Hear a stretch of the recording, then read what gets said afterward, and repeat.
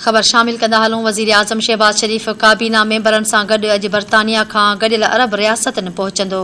ज़रियनि जो चवणु आहे त वज़ीर आज़म शहबाज शरीफ़ गॾियल अरब रियासतनि जे मरहूम सदर शेख ख़लीफ़ बिन ज़ैद अल नहयान जे लाॾाणे ते ताज़ियत कंदो।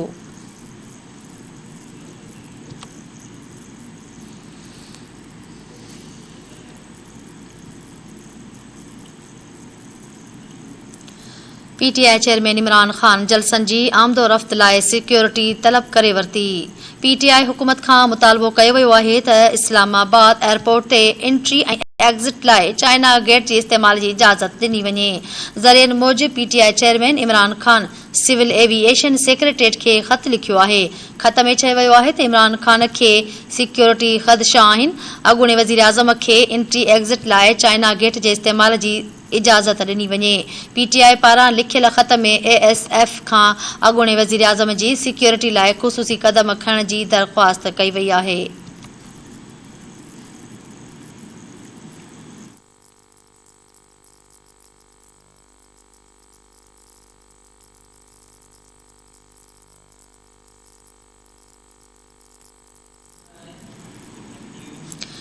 चीना सिनेमा खे ॿुधाईंदा हलूं। मौसम बाबति अपडेट कयूं। मुल्क में अॼु मौसम ख़ुश्क ऐं गरम रहंदी। मौसमियात खाते कराची में गर्मी पद 34 डिग्री ताईं पहुचण जो ख़दशो ज़ाहिर करे छॾियो आहे। जिन त लाड़काणे, दादू, ख़ैरपुर, सखर, कशमोर ऐं घोटकीअ में अॼु गर्मी पद 47 डिग्री ताईं पहुचण जो ख़दशो आहे। जेकमाबाद, शिकारपुर, नौशेरो, फेरोज़ में 46 डिग्री, नवाबशाह में 45, हैदराबाद ऐं जामशोरो में 43 डिग्री गर्मी पवण जी अॻकथी कई वई आहे। डॉक्टरनि माण्हुनि खे मंझंदि धारे बिना सबब जे घर खां ॿाहिरि निकिरण खां पासो करण जी पिणु तजवीज़ ॾेई छॾी आहे। अमेरिका में नस्ल परस्तीअ जे वाक़े में गोरे शख़्स जी फायरिंग में कारे नस्ल जा 10 ॼणा क़तलु थी विया। केतिराई ज़ख़्मी थी पिया आहिनि। न्यूयॉर्क जे इलाइक़े बिलफोर मार्केट में हथियारबंद सुपर मार्केट में कारे नस्ल जे माण्हुनि मथां फायरिंग करे ॾिनी ऐं खेनि टारगेट बणाए गोलियूं हणंदो रहियो। फायरिंग जे नतीजे में सुपर मार्केट में भाॼ पइजी वई। गोलियूं लॻण सबबि 10 ॼणा थॾे ते मारिजी विया ऐं 3 ॼणा ज़ख़्मी थी पिया। वाक़े जे इतलाह ते पुलिस पहुची जाबदार खे गिरफ़्तार करे वरितो आहे। परॾेही ख़बरूं इदारे मूजिबि वाक़ियो बज़ाहिर नस्ल परस्तीअ जो आहे। जाबदार सोशल मीडिया ते वाक़िए जी लाइव स्ट्रीमिंग पिणु करे रहियो आहे।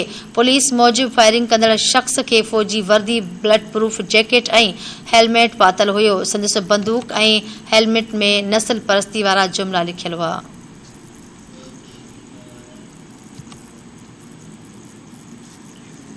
रूस फिनलैंड खे नेटो में इम्कानी शमूलियत ते ख़बरदार करे छॾियो आहे।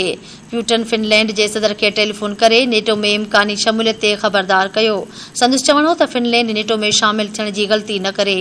फिनलैंड जे नेटो मेंबरशिप खे ख़तरो तौरु ॾिठो वेंदो। रूसी सदर वाज़े कयो त हिन वक़्तु फिनलैंड जी सलामतीअ खे को बि ख़तरो नाहे, पर अणधुरियो हुजण वारी पॉलिसी जो ख़ात्मो ग़लती हूंदी।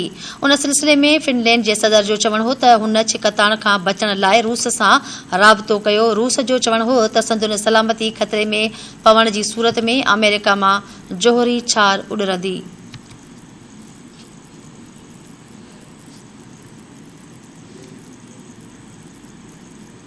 पाकिस्तान तहरीक इंसाफ़ जे अॻुवान हलीम आदिल शेख जी गिरफ़्तारीअ लाइ एंटी इंक्रूचमेंट जो संदसि घर ते छापो हयो वियो आहे। हलीम आदिल शेख खिसकी वञण सबबि संदसि मुलाज़िम खे गिरफ़्तार कयो वियो। हलीम आदिल शेख जी गिरफ़्तारी लाइ डीएसपी सरजानी जी सरबराही में बि पुलिस पारां राति देर सां छापो हयो वियो, पर हलीम आदिल शेख हथ न अची सघियो।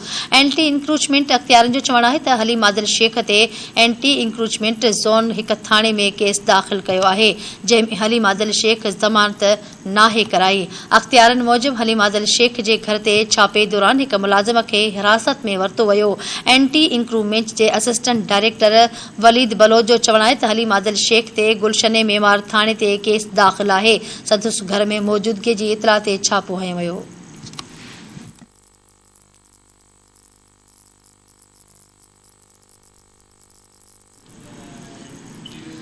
जी नासिन मूज़ी वबा कोरोना बाबति तव्हांखे आगाह कंदा हलूं। मुल्क में कोरोना विघे गुज़िरियल 24 कलाकनि दौरान का बि फ़ौतगी साम्हूं न आई आहे।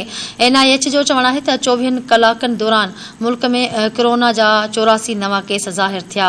कोरोना जे हाकारी केसनि जी शरह 0.48% रही। NIH मूजिबि सॼे मुल्क में इलाज हेठि कोरोना जे 109 मरीज़नि जी हालत ॻणितीअ जोगी आहे।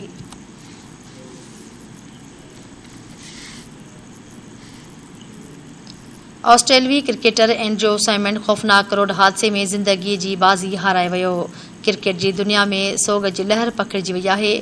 क्वींसलैंड पुलिस मूजिबि एंड्रू साइमन्स जी कार तेज़ रफ़्तारी दौरान ओचितो कल्टी थी पई। एंड्रू साइमन्स खे तिबी इमदाद ॾियण जी कोशिश कई वई पर संदसि हयाती बची न सघी। 46 वरहनि जो एंड्रू साइमन 198 वनडे ऐं 14 T20 मैचिस में ऑस्ट्रेलिया जी नुमाइंदगी कई।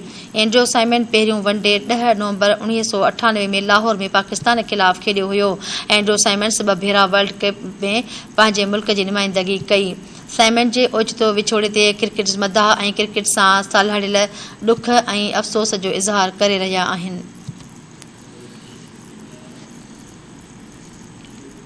सिंध पंजाब ते पाणी चोरी करण जो इल्ज़ाम मढ़े छॾियो। आबपाशी जे सूबाई वज़ीर जाम ख़ान शोरो चयो आहे त सिंध जो पाणी तौसा ऐं गुडू जे विच में ग़ाइब थियो।